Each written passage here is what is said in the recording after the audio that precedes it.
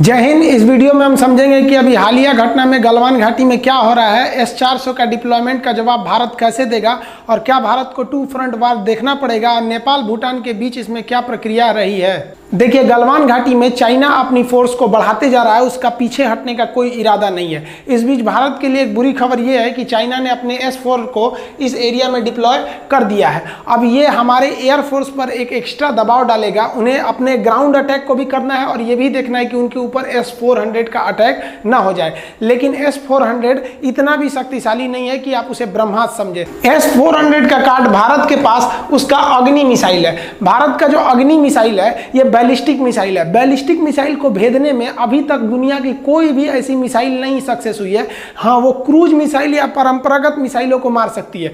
Ballistic missile जो होती हैं ये अंतरिक्ष में जाती हैं और अंतरिक्ष में जाने के बाद हमला करती हैं। तो बैलिस्टिक मिसाइल भारत का अग्नि 5 है, इसे S-400 नहीं मार सकता है। दूसरा, चाइना के पास ड्रोन बहुत ज्यादा संख्या में, ये उसका प्लस पॉइंट है। उसने अपने ड्रोन को इस एरिया में तैनात कर दिया। अब इस ड्रोन से उसको डबल फायदा होगा। अगर युद्ध नहीं हो रहा है तो युद्ध से पहले उसे निगरानी मिल जाएगी, युद्ध के समय वो हमला कर सकता है। दूसरा, हम लोग अगर उस ड्रोन को मार के भी गिरा देते हैं तो चाइना का कोई लॉस नहीं होगा, थोड़ा सा पैसे का लॉस होगा। उसकी अपनी टेक्नोलॉजी है, पैसा के मामले में बहुत आगे है। तो ये भारत की यहाँ बहुत बड़ी कमी है। हमारे रक्षा विशेषज्ञ ड्रोन जैसे चीजों को नहीं ले पाए। अगर भारत के पास ड्रोन बहुत ज्यादा संख्या में रहते तो इस S-400 को हम लोग तबाह कर देते लोग, क्योंकि ड्रोन घुसा देते लोग चाइना में। जहाज से मारोगे तो तुम्हारा जहाज डिस्टर्ब होगा, और अगर S-400 को से मारोगे तो तुम्हारी मिसाइल जाएगी। छोड़ दोगे तो इसमें भी मिसाइल रहती है, ये भी बम मार देगा। हमारे पास हैरान नाम का ड्रोन है, उससे जरा खुद जाके लड़ जाता है, तभी जाके हमला कर सकता है। बहुत हमारे पास हमलावर ड्रोन है ही नहीं है। हम लोग का जो ड्रोन का समझौता था, गार्जियन ड्रोन या प्रेडिपीटर ड्रोन, अमेरिका से आज तक आया ही नहीं, और भारत सरकार ने कोई ऐसा इनिशिएटिव ही नहीं लिया कि ड्रोन बनाए जा सके। दुनिया में जितनी भी कंपनी है, अमेरिका में या कहीं पे भी जो ये बनाती हैं, उनको केवल प्रॉफिट से मतलब रहता है। अब गवर्नमेंट को कहना चाहिए, वैज्ञानिक बिकता है, सब पैसा दीजिए ना, तुरंत आ जाएगा सर। लेकिन सरकार को क्या चाहिए भाई? आप देखेंगे ऐसा जगह है जहां MLA हैं लेकिन सरकारी हॉस्पिटल नहीं है। मतलब सोचिए, इतना सरकार इन चीजों पे ध्यान नहीं देती है। भारत सरकार को भी इनिशिएटिव लेनी चाहिए कि भाई आप आइए, यहाँ ड्रोन बनाइए, आप बना के आप हमको बेचिए। हम यही है कि हम आप खरीदने के दौरान अगर जो चीज इंडिया में बना रहेगा हम उसको प्रीफर करेंगे, लेकिन भारत सरकार ऐसा नहीं करती है। दूसरी बुरी खबर यह है कि चाइना ने अपना IL-76 जहाज, हालांकि ये जहाज भारत के पास भी है, चाइना के पास भी है, दोनों ने इसे रूस से खरीदा था। IL-76 विमानों को चाइना है ये इसे POK में लैंड करा दिया है। अब ये कहा जा रहा है कि चाइना हमला के दौरान POK के एयरबेस का यूज करेगा, और ये कर भी सकता है। रीजन क्या है कि जो लद्दाख के पास वाला एरिया है, तो हमारा यहाँ पर लद्दाख एयरबेस, यहाँ पर आपका हासिमपुरा, फिर यहाँ पे चंडीगढ़ हो गया, दिल्ली हो गया, ये तो खैर दूर है। यहाँ दौलत बेग ओल्डी और लद्दाख एकदम करीब है, और चाइना के जो एयरबेस है वो काफी दूरी पर है। अतः अगर हमला करना हुआ तो ये तुरंत पहुंच सकते हैं इंडिया वाले, चाइना को थोड़ा टाइम लगेगा। इसलिए वो लेह लद्दाख के एयरपोर्ट से 100 किलोमीटर दूर POK में अपना IL-70 जहाज को उतार दिया। लेकिन भारतीय इंटेलिजेंस और एयरफोर्स ने इसे सैटेलाइट इमेज द्वारा पकड़ लिया। ये काफी अच्छी खबर है, क्योंकि हमें अगर दुश्मन का अंदाजा लग जाए तो आधी युद्ध तो ऐसे जीत जाते हैं। अब कुछ लोगों का कहना है कि भारत को टू फ्रंट वार झेलना पड़ेगा, एक चाइना से, एक पाकिस्तान से। हमारे हिसाब से ये 1.5 फ्रंट वार है। पाकिस्तान थोड़ी ना लड़ पाएगा भारत से। अब अंदाजा लगाइए ना, पाकिस्तानी सेना प्रमुख बाजवा का क्या कहना है कि पाकिस्तान का जो एरिया है वहां पर जितने हॉस्पिटल है उसमें 50% बेड खाली रहे, क्योंकि इनको पता है कि जो इनकी फौज है ये पिटा के आने वाली है और इनके लिए बेड खाली रहना चाहिए। और साथ ही कहा है कि ब्लड का भी इंतजाम रखिए, क्योंकि इनको पता है भारत वाला बहुत बुरा थूरता है सब, तो ब्लड वगैरह गिर जाएगा, मुंह हाथ फूट जाएगा, तो ब्लड की भी जरूरत है। पहले से ही बेचारे तैयार हैं। वाह, हम लोग की फौज हथियार खरीद रही है, इसे थोड़ा ब्लड, ये सब बेड वोड खरीद रहा है। अच्छा है भाई, आपको कम से कम पता तो है आपको आपकी औकात। देखिए, पाकिस्तान अभी खुद इंटरनल समस्या से लेके जूझ रहा है। क्या है तो पाकिस्तान का जो ये 44% एरिया है इसे बलूचिस्तान कहते हैं। ये बलूचिस्तान पाकिस्तान में रहना ही नहीं चाहता है। हम भारत सरकार को भी ये जरूर कहना चाहेंगे कि जैसे अगर टू फ्रंट वार हो, भारत सरकार को बलूचिस्तान में घेर के उसकी आर्मी को मार देना चाहिए। जैसे उसकी आर्मी मराएगी ना बलूचिस्तान में, बलूचिस्तान के लोग खुद स्वतंत्र हो जाएंगे। पाकिस्तान यहाँ कुछ नहीं करता, यहाँ के लोगों को फौज में नहीं रखता है, यहाँ विकास का काम नहीं करता। ये पहाड़ी एरिया है, यहाँ पे मकरान, किरथर, ये सब का पहाड़ी एरिया है, तो बलूचिस्तान एकदम पिछड़ा एरिया है, वो उसे डेवलप भी नहीं करता है और वो उसके स्वतंत्रता की मांग करता है। तो पहला विवाद तो यहां से हो गया। दूसरा ये सिंध है, अभी इसमें एक नई खबर है, सिंध से पूरी पाकिस्तान का 70% इनकम होता है, लेकिन सिंध पर वो केवल 15% अपने कुल बजट का खर्चा करता है। तो इन लोग को अलग नाराजगी है कि भैया पैसों हमारे यहाँ से ले जाते हो, हमको डेवलप नहीं करते हो। और अभी इस विवाद में पाकिस्तान के 15 सीनियर सेना के अफसर छुट्टी पे चले गए, वो सिंध के रहने वाले थे, वो से पाकिस्तान के मतलब रवैये से खुश नहीं थे। अब सोचिए, भारत सरकार के ने एक एक सैनिक की छुट्टी रद्द कर दिया, वहां कमांडर छुट्टी पे चल गया, जो बताता है इनमें आंतरिक कलह हो चुका है। अब ये रहा पंजाब, पाकिस्तान का एकदम मेन चीज पंजाब को कहिए। लोग कहते हैं कि पाकिस्तान इतना बड़ा है, हमारे हिसाब से पाकिस्तान यही है, ये है, बाकी आज नहीं तो कल ये सब हट जाएंगे सर। पंजाब जो है उसके आर्मी का 90% आर्मी पंजाब से आती है, 95% जितने भी पाकिस्तान में जॉब हैं, गवर्नमेंट जॉब, वो पंजाबी लोगों को दिए गए हैं। हर नेता मंत्री वगैरह सब पंजाब से रहता है। अब ये वाला जो है ये पीओके का तो उसने इलीगली कब्जा कर रखा है। और ये खैबर पख्तूनवा वाला एरिया है, अब ये एरिया में पाकिस्तान की आर्मी को जाने में डर लगता है, वहाँ नेता मंत्री नहीं जानते हैं, वहाँ आतंकवादियों का राज चलता है, उनका हिस्सा है वहाँ पर। अफगानिस्तान के तालिबान वगैरह का बहुत बड़ा वहाँ पे दबदबा है। तो ये पाकिस्तान क्या लड़ेगा टू फ्रंट वार? हमको तो लगता है कि टू फ्रंट वार का सीजने अलग हो जाएगा। एक फ्रंट हम चाइना से लड़ेंगे, दूसरा फ्रंट पाकिस्तान अपने लोगों से लड़ेगा। दूसरा भारत सरकार को ये सबसे जरूरी ये कदम उठाना चाहिए कि अगर पाकिस्तान टू फ्रंट वार खोलता है तो पाकिस्तान अपनी औकात से ज्यादा कर्जा ले रखा है इस सीपीईसी सड़क बनाने के लिए। कुछ लोगों को लगता है कि ये सड़क बनाने के लिए इतना पैसा क्यों लगता है, तो भाई सड़क के किनारे जो है इंडस्ट्रीज भी लगाए जा रहे हैं, कई कारखाने, बिजली घर, पावर प्लांट, रेलवे स्टेशन, इस सब के लिए पैसा लिया गया। उन सबको मिलाकर सीपीईसी इकोनॉमिक कॉरिडोर है, सड़क नहीं है, तो इन सब के लिए पैसा लिया है। ये सोच कर कि इसमें तो चाइना को ज्यादा फायदा है कि चाइना डायरेक्ट इस सीपीईसी सड़क के माध्यम से, और वो कहां चला जाता है, ये पाकिस्तान के ग्वादर बंदरगाह पे चला जाता है। तो भारत सरकार सबसे पहले बलूचिस्तान में हड़कंप मचा दे, ग्वादर वैसे चला जाएगा। और हम लोगों ने कह दिया कि भैया हम अपना पीओके लेके रहेंगे। अगर पीओके ले लिए तो ये सीपीईसी किसी काम का नहीं रह गया और हमको सेंट्रल एशिया तक पहुंचने का मौका मिल जाएगा। हम डायरेक्ट सड़क के माध्यम से रूस, कजाकिस्तान और सेंट्रल एशिया तक पहुंच सकते हैं। अब नेपाल और भूटान से देखिए, नेपाल की बात क्या करेंगे, नेपाल तो पूरी तरह बिक चुका है। नेपाल ने अपने गांवों को चाइना को दे दिया गिफ्ट में, एक तरह से कहिए तो उनको, क्योंकि केपी शर्मा ओली कुछ बोल ही नहीं रहे हैं, चाइना पैसा दे रखा है, वो अपना देशों कुछ दिन में बेच सकते हैं। तो ये जो नेपाल की आर्मी ने अभी ना सड़क बनाने के लिए आर्मी डिप्लॉय कर दिया। आप सोचिए इनका कितना बड़ा बड़बोलापन है। आप अपने देश में बना रहे हैं और अपने देश में सड़क बनाने के लिए आर्मी को भेजें कि भारत को डिस्टर्बेंस न कर दे। आप नेपाल के लोग जरा सोचिए, जहां आप सड़क बना रहे हैं ना, वहां भारतीय सड़क को होकर वो नेपाल के लोग जाते हैं और हम लोग उनसे कोई टैक्स वगैरह नहीं लेते हैं, ना ही टोल वगैरह लेते हैं। तो आप अपना बना रहे हैं, बहुत अच्छा, हम क्यों किसी को डिस्टर्ब करने जाएंगे, आप अपना बनाते रहिए सड़क, लेकिन वो आर्मी लगा दिए ताकि डिस्टर्बेंस पैदा हो। जितना भारत और नेपाल के बीच में डिस्टर्बेंस होगा, केपी शर्मा ओली का पावर उतना बढ़ेगा, लोग उनको और ज्यादा वोट देंगे। हिंदुस्तान में क्या होता है, खूब हिंदू मुस्लिम गरियाओ ना, देखो तुमको खूब अच्छा से वोट मिलेगा, कोई उधर से देगा, कोई इधर से देगा। तो ये नेपाल में क्या हो रहा है, इंडिया बनाम नेपाल करते रहो और वोट मांगते रहो।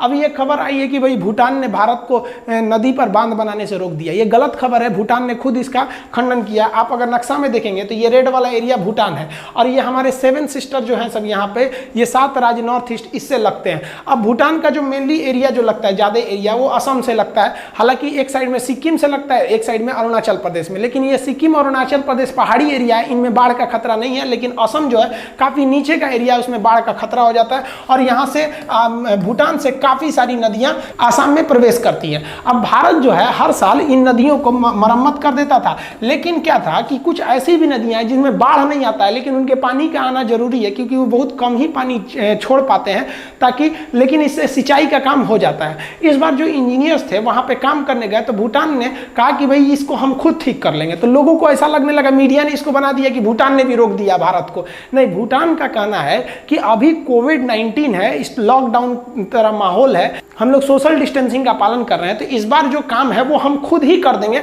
और भूटान का कहना है कि वो विश्वास दिलाता है कि भूटान के द्वारा कभी भी असम का पानी नहीं रोका जाएगा। तो ये एकदम गलत खबर है। भूटान लैंड ऑफ थंडरबोल्ट कहा जाता है। यहाँ पर एक पहाड़ है जिसका नाम है काला पर्वत। ये क्वेश्चन भी पूछता है, भारत ने भूटान की नदियों पर बिजली घर बना रखा है, क्योंकि बिजली घर जो होता है उसमें अल्टरनेटर को घुमाना रहता है, डायनेमो और उसको घुमाने के लिए। तो वो पहाड़ी से नदियां जो उतरती है उनमें फ्लो काफी तेज होता है। अब नेपाल में पूरी तरह से पहाड़ी है। भारत सरकार ने यहाँ 3-3 तो बिजली घर बनाए हैं, ताला, चूखा, दोगाछू। इस तरह से क्वेश्चन भी पूछता है कि ताला परियोजना कहाँ पर है, तो लोग अलीगढ़ मार देते हैं। वो तो ताला उद्योग है, परियोजना मतलब बिजली घर जो हाइड्रो इलेक्ट्रिक पावर प्लांट वो भूटान में है। राजनाथ सिंह जो रूस के दौरे पर थे, रूस के विक्ट्री परेड पर, तो वहां पे जो समझौते हुए हैं, उस समझौते में S-400 को लेकर बहुत ज्यादा बात चली थी। S-400 जो हमें मिलना था वो 2021 में मिलना था। इसके अलावा रूस का ये भी कहना था कि हम केवल आपसे नहीं, बहुत से देशों से भी, तुर्की वगैरह से भी ऑर्डर लिए हुए हैं S-400 मिसाइल के लिए, लेकिन 4 से 5 महीने के अंदर S-400 हमको इसी साल मिल जाएगा। चाइना ने कहा था कि S-400 की डिलीवरी 2021 में होनी चाहिए। इस समय रूस को भारत को S-400 की डिलीवरी नहीं देनी चाहिए, क्योंकि इस सीमा पर संवेदन स्थिति बने हुए हैं। इन सब के बावजूद रूस ने कहा है कि उसे टाइम से पहले S-400 की डिलीवरी कर दी जाएगी। साथ ही रूस ने अपने IL जहाजों की मदद से भारत को एयर टू एयर मिसाइलों की खेप पहुंचानी चालू कर दिया है। ये मिसाइलें हम भारत को पहुंचना चालू हो गई हैं। ये मिसाइलों की मदद से हम लॉन्ग रेंज के जहाजों को मार के गिरा सकते हैं। ये जहाजें बियॉन्ड विजुअल रेंज की हैं, इन्हें हम अपने सुखोई और मिग जैसे जहाजों पर लगाकर इसकी क्षमता को और बढ़ा सकते हैं। तो ये रूस से एक अच्छी खबर है। ये IL जहाज परसों ही भारत को पहुंच चुका है और ये जो मिसाइलें हैं ये एयरफोर्स को सौंप भी दी गई है। भारत की जो सीमा पर तैनाती है वो भारत ने लद्दाख के एरिया में आकाश मिसाइलों को तैनात कर दिया, लेकिन ये आकाश मिसाइल जो है ये लॉन्ग रेंज की नहीं है, लेकिन 25 किलोमीटर के एरिया में ये किसी भी हवाई क्षेत्र को मार सकती हैं। लेकिन ये S-400 की तरह हमलावर उतनी नहीं है जो 400 किलोमीटर तक मार सकती है। लेकिन हाँ, इससे हमें एक फायदा हो सकता है कि हम बॉर्डर के करीब वाले एरिया में हम इसे डिप्लॉय कर देंगे 25 किलोमीटर एरिया में, जिस वजह से हमें एयर से काफी ज्यादा डिफेंस मिल जाएगा। और इसी को देखते हुए भारत सरकार ने भी कश्मीर के आसपास वाले एरिया में अपने जो सेना थे उसे बढ़ा दिया है। और भारतीय सेना चाइना के पास जो फेस ऑफ हुआ है उनके पीछे भारतीय सेना ने अपने स्पेशल फोर्सेस को तैनात कर दिया है, ताकि किसी भी विषम स्थिति में हम उससे निपटा जा सके।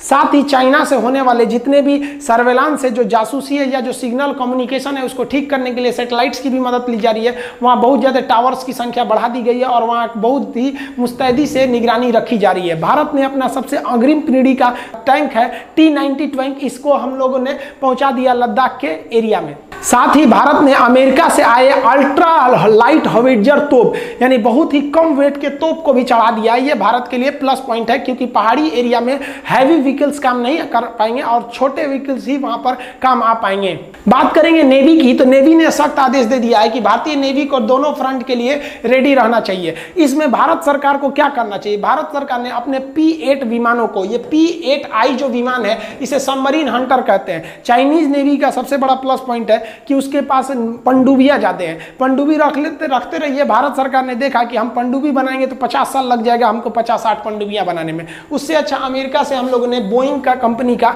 P-8I विमान बना लिए। इसके बारे में हम पहले ही वीडियो बना चुके हैं, इसके स्पेसिफिकेशन के बारे में। ये हिंद महासागर में एक भी जहाजों को, पनडुब्बियों को एंट्री करने नहीं देगा। तो भारत ने अपने समुद्री एरिया में P-8I विमानों से पूरी तरह से निगरानी चालू कर दिया है। भारत सरकार को अपना एक बेड़ा पाकिस्तान की ओर रवाना कर देना चाहिए, क्योंकि अगर पाकिस्तान इस कश्मीर के एरिया में एंट्री मारेगा ना तो इसको नीचे से हमला कर देना चाहिए। इसे पाकिस्तान को खुद 2 फ्रंट झेलना पड़ेगा। एक इंडियन नेवी नीचे से पहुंच जाएगी और उधर हथियार सप्लाई कर दीजिए बलूचिस्तान के विद्रोहियों को, बाकी का काम वो पूरा कर देंगे। अब ये हम लोग पे 2 फ्रंट थोप रहे थे, उल्टा लड़ेंगे ये लोग 2 फ्रंट वार।